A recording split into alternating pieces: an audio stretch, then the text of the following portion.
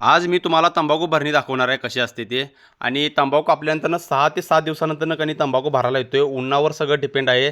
मग मी, आई, आमचा भाऊ आणि यश आम्ही चौघंजण आलो बघा तंबाखू भरायला. मी असं कणी पट्टीत जरा जरा गोळा करायला लागते, कारण की उन्हाचा ताव आल्याशिवाय कणी भरायला येत नाही. मग हे असं कणी हळूहळू कणी झाडं उचलायची आणि कणी चाळ्यात टाकायची आणि मग ते सगळं एकत्र करायचं आणि ती जी मोठी जी पट्टी असते कणी तिथून येऊन टाकायचं. हे यशराज बघा, यशराज पण आला. यशराजला ऊन लागायला लागले. मग यशराज जरा झाडाखाली बसायचा, जरा भरू लागायचा.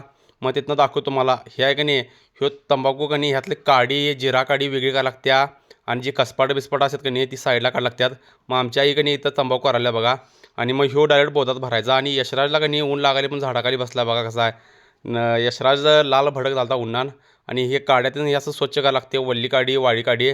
मग त्यानंतर का नाही बोध भरा चालू केलं बघा.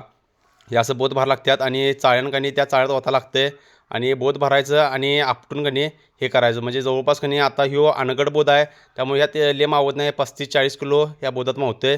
आणि ज्यावेळी चाकी करतात त्यावेळी कणी 60-65 किलो भरावं लागते. त्यावेळी काडी बिडी सगळं मिक्स करावं लागते.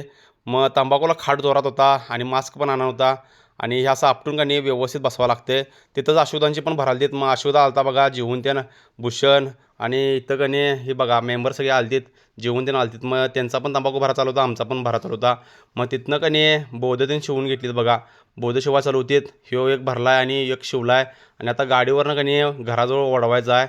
आणि तरी तुम्हाला हा ब्लॉग कसा वाटला कमेंट करून सांगा लागते. आवडला असेल तर फॉलो करावं लागते. आणि असेच गावाकडे व्हिडिओ बघण्यासाठी ओमी ब्लॉग्सला फॉलो करा. सपला विषय. जय हिंद, जय महाराष्ट्र.